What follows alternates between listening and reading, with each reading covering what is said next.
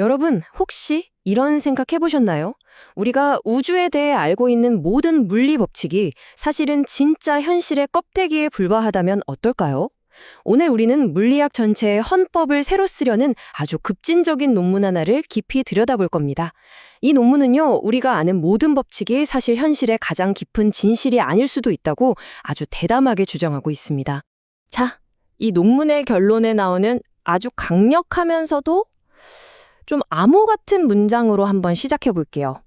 지금은 이게 무슨 소린가 싶으시겠지만 오늘 제 설명이 끝날 때쯤이면 이 문장이 담고 있는 엄청난 의미가 명확하게 보이실 겁니다.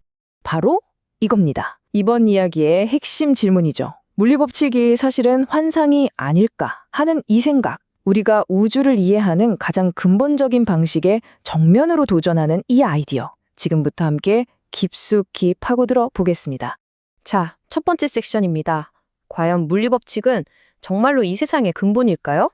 이 논문이 기존의 생각에 어떻게 도전장을 내미는지 한번 살펴보겠습니다. 그러니까 이 논문의 핵심 주장은 아주 명확해요. 우리가 철석같이 믿고 있던 슈레딩거 방정식이나 아인슈타인 방정식 같은 것들이 사실은 우주의 가장 근본적인 설계도가 아니라는 거죠.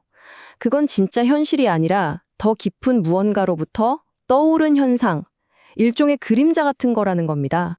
여기서 구조은닉이라는 아주 중요한 개념이 나오는데요. 이게 뭐냐면 혹시 선풍기 날개가 엄청 빨리 돌 때 어떻게 보이나요? 그냥 뿌연 원반처럼 보이잖아요. 그죠? 이 원반 모양이 실제 날개 하나하나의 구조를 가려버리는 것처럼 지금 우리가 아는 물리 법칙들도 사실은 그 이면에 더 단순한 진짜 구조를 숨기고 있는 그런 뿌연 원반 같은 거라는 주장입니다. 아니, 그렇다면 그 숨겨진 진짜 구조는 대체 뭘까요? 이 논문이 바로 거기에 대한 답으로 새로운 우주의 규칙, 바로 3층짜리 계층 구조를 제안합니다. 이 구조가 어떻게 작동하는지 바로 한번 알아보죠. 이 세 개의 층, 이걸 우주 운영체제라고 생각하면 이해가 아주 쉬워요. 보세요. 맨 아래 1층은 컴퓨터의 바이오스처럼 진짜 근본적인 규칙이고요. 그 위에 2층이 시공간이라는 운영체제를 깔아주는 거죠. 그리고 우리가 실제로 보고 느끼는 물리법칙들은 뭐냐? 바로 그 운영체제 위에서 돌아가는 앱, 즉 3층의 사용자 인터페이스에 불과하다는 겁니다. 그러니까 흐름은 아주 명확해요. 우리가 3층에서 보는 모든 건 사실 1층과 2층이라는 더 깊은 곳의 규칙들이 만들어낸 결과물일 뿐이다. 이겁니다. 자, 그럼 이제 이 이론의 심장부로 들어가 보겠습니다. 이 모든 걸 가능하게 하는 딱 두 개의 마스터 법칙이 있다고 하는데요. 바로 현실을 움직이는 엔진이죠. 이게 정말 놀라운 지점이에요. 이 복잡하고 광대한 우주가 단 두 개의 근본 원리에서 시작됐을 수 있다는 거잖아요. 만약 이게 사실이라면 이건 물리학의 모든 걸 다시 쓰는 수준이죠. 이 두 법칙이 역할을 딱 나눠서 하는데요. 이게 아주 기가 막힙니다. 왼쪽에 프라임 위상 생성자는 일종의 문직이에요. 너는 존재할 자격이 있다, 너는 없다. 이렇게 뭘 만들 수 있는지 없는지를 결정하고요. 반면에 오른쪽에 SRCD 마스터 방정식은 일단 존재가 허락된 것들이 앞으로 어떻게 움직여야 하는지 그 행동 강령을 정해주는 감독관 같은 역할입니다. 하나는 존재의 규칙, 다른 하나는 행동의 규칙. 딱 떨어지죠? 이 말이 딱 그 얘기입니다. 우리가 대단하게 여기는 그 모든 물리 방정식들이 사실은 이 두 개의 마스터 법칙이 상황에 따라 옷을 갈아입은 일종의 겉모습에 불과하다는 거죠. 자, 여기서부터 정말 흥미로운 쉘이라는 개념이 등장합니다. 껍질이라는 뜻이죠. 이게 뭐냐면 우리가 현실을 어떤 스케일, 그러니까 얼마나 확대해서 보느냐에 따라 적용되는 물리 법칙이 달라진다는 거예요. 그러니까 물리 법칙이라는 게 언제 어디서나 똑같이 적용되는 보편적인 게 아니라는 거죠. 중력이랑 양자역학이 왜 그렇게 안 맞았냐고요? 애초에 서로 다른 줌 레벨, 다른 영역에서 노는 법칙들이었던 겁니다. 이 이론에 따르면 모든 건 바로 이 쉘2에서 시작됩니다. 이 단계에서 처음으로 시스템의 규칙들이 딱 맞아떨어지지 않고 약간 어긋나기 시작하는데 바로 그 어긋남 때문에 움직임, 즉 동력학이라는 게 탄생하는 거죠. 그리고 한 단계 더 나아가서 쉘3가 되면 그러니까 좀 더 거시적인 세계로 오면요. 그 근본적인 움직임들이 모이고 모여서 우리가 아는 바로 그 중력의 모습으로 나타나는 겁니다. 아인슈타인의 일반 상대성 이론이 묘사하는 바로 그 모습으로요.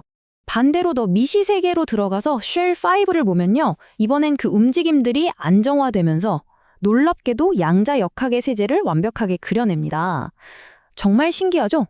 중력과 양자역학이 그냥 다른 층에서 자연스럽게 튀어나오는 현상일 뿐이라는 겁니다. 그러니까 핵심은 바로 이겁니다. 일반 상대성 이론과 양자역학은 서로 싸울 필요가 없었던 거예요. 그냥 똑같은 시스템을 다른 창문으로 내다본 것에 불과했다는 거죠. 이게 사실이라면 물리학의 오랜 수건인 대통일 이론이 이런 식으로 해결될 수도 있겠네요. 자, 그럼 이제 마지막으로, 그리고 어쩌면 가장 중요한 질문을 던져봐야겠죠? 이 모든 게 그냥 그럴듯한 이야기일까요? 아니면 진짜 과학일까요? 즉, 검증이 가능할까요? 결론부터 말씀드리면 이건 그냥 철학이 아닙니다. 이 논문은 아주 구체적이고 실험으로 확인할 수 있는 예측을 내놓음으로써 당당하게 과학의 시험대에 오릅니다. 가장 핵심적인 예측이 바로 이 4차 잔여왕이라는 건데요. 좀 말이 어렵죠. 쉽게 말하면 이런 겁니다. 우리가 완벽하다고 생각했던 양자역학 방정식이 사실은 아주 미세하게 틀렸고 그 틀린 부분이 정확히 어떤 형태일 거다라고 예측하는 거예요. 이 작은 오차는 지금의 고에너지 입자 가속기 같은 실험에서 발견될 수 있어야 하고요. 심지어 그 오차의 크기까지도 이론이 딱 정해놨기 때문에 실험 결과를 가지고 말을 바꿀 수도 없습니다. 바로 이 지점이 중요합니다. 이 이론은 나는 이런 결과가 나오면 틀린 거다 라고 스스로 증명할 방법을 명확하게 제시하고 있어요. 이게 바로 공성과 과학을 가르는 결정적인 차이죠. 자, 오늘 이야기 어떠셨나요? 마지막으로 이 질문을 던지면서 마무리하겠습니다. 어쩌면 우리 우주는 우리가 지금까지 상상했던 것보다 훨씬 더 단순하고 우아한 원리 위에 세워져 있는 건 아닐까요? 만약 이 복잡한 모든 것이 단 2개의 법칙에서 시작된 거라면 이건 정말 우리가 현실을 바라보는 관점을 완전히 뒤바꾸는 혁명이 될 겁니다.